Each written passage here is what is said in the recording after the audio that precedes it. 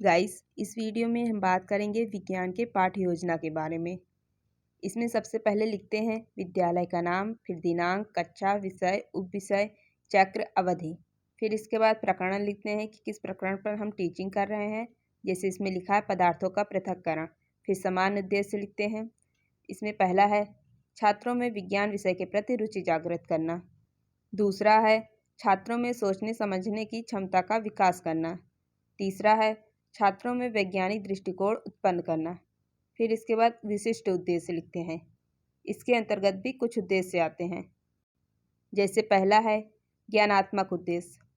इसमें लिखते हैं छात्रों को पदार्थों के पृथक्करण के बारे में जानकारी प्रदान करना। दूसरा है बोधात्मक उद्देश्य। छात्र पदार्थों के पृथक्करण के बारे में जानेगा। तीसरा है क्रियात्मक उद्देश्य। छात्र पदार्थों के पृथक्करण विधि का दैनिक जीवन में उपयोग कर सकेगा।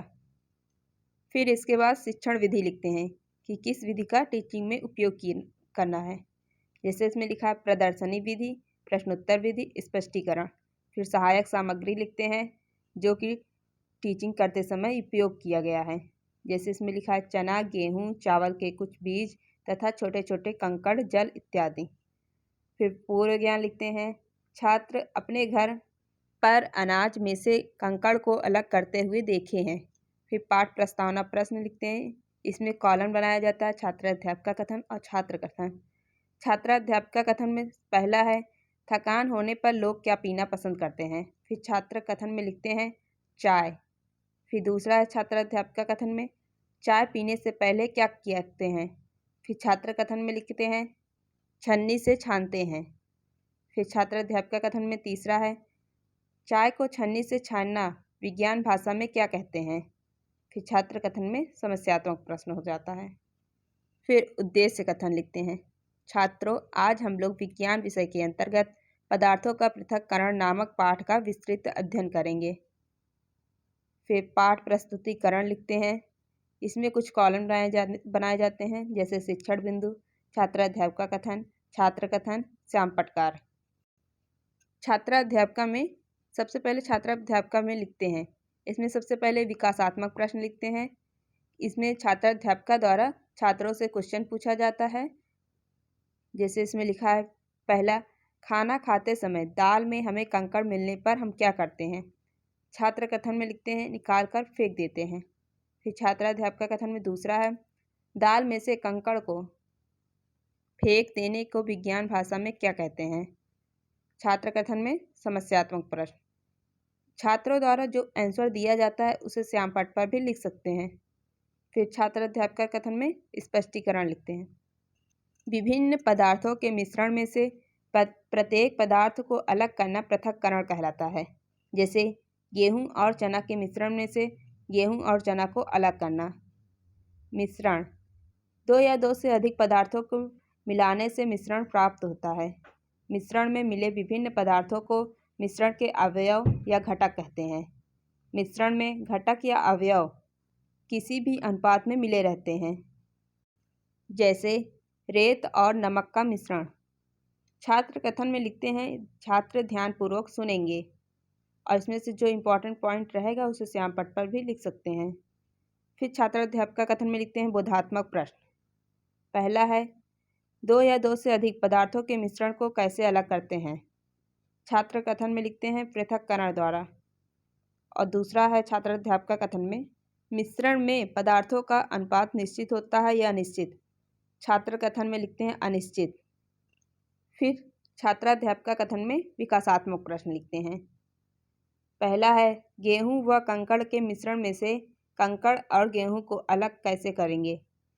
फिर छात्राध्यापक द्वारा जो क्वेश्चन पूछा जाता है छात्र उसका आंसर देंगे। फिर उसे छात्र कथन में लिख देते हैं। जैसे बीन कल, इसे भी आप श्याम पट पर भी लिख सकते हैं। इससे बच्चों को प्रोत्साहन मिल सकता है। फिर छात्र अध्यापक का कथन में दूसरा है गेहूं व कंकड़ किस प्रकार का मिश्रण है। छात्र कथन में समस्यात्मक प्रश्न। फिर छात्र अध्यापक द्वारा इस क्वेश्चन को डिटेल में समझाया जाता है स्पष्टीकरण के द्वारा। जैसे ऐसे मिश्रण जिसमें उनके अवयवी पदार्थों को सामान्यतः अलग अलग देखा जा सकता है उसे विषमांगी मिश्रण कहते हैं। जैसे गेहूं व कंकड़ का मिश्रण। और ऐसे मिश्रण जिनमें 2 या 2 से अधिक अवयव उपस्थित रहते हैं किंतु उन्हें अलग अलग देखा नहीं जा सकता है, समांगी मिश्रण कहलाते हैं, जैसे चीनी व पानी का मिश्रण। छात्रों द्वारा इसे ध्यानपूर्वक सुना जाता है, इसलिए छात्र कथन में लिखते हैं छात्र ध्यानपूर्वक सुनेंगे। फिर छात्राध्यापक कथन में लिखते हैं पृथक्करण की विधि। इसको भी बताया जाता है ठोस पदार्थों को द्रव से पृथक करने तथा घुलनशील ठोसों को द्रव से पृथक करने की निम्नलिखित विधियां हैं। जैसे पहला है ठोस पदार्थों को ठोस से पृथक करना। इसके अंतर्गत कई विधियां हैं, जैसे पहला है फटकना और ओसाना, दूसरा है थ्रेसिंग, तीसरा है विनना, चौथा है चालना, पांचवा है उधर्वपातन। फिर पृथक्करण विधि की दूसरा है अघुलनशील ठोस पदार्थों को द्रव से पृथक करना। इसके अंतर्गत भी पहला है तलछटीकरण, दूसरा है छानना, तीसरा है अपकेंद्रण। फिर पृथक्करण की विधि में अंतर्गत है तीसरा है घुलनशील ठोस पदार्थों को द्रव से पृथक करना।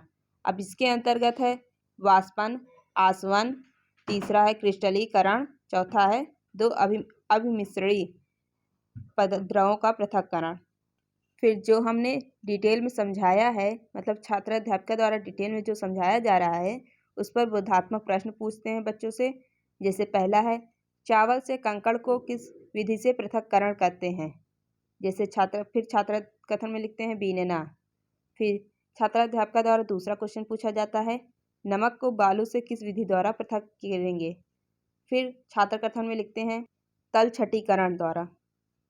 फिर इसके बाद मूल्यांकन प्रश्न लिखते हैं कि बच्चों को कितना जानकारी प्राप्त हुआ जो छात्राध्यापक द्वारा पढ़ाया गया है। इसमें पहला क्वेश्चन है उधर्वपातन किसे कहते हैं, और दूसरा है थ्रेसिंग विधि क्या है। फिर निरीक्षण कार्य लिखते हैं जब छात्र कार्य कर रहे होंगे तब छात्राध्यापक कक्षा में घूम घूम कर निरीक्षण करेंगी। फिर इसके बाद गृह कार्य लिखते हैं। पहला है पृथक्करण से आप क्या समझते हैं, और दूसरा है मिश्रण की परिभाषा उदाहरण सहित समझाइए।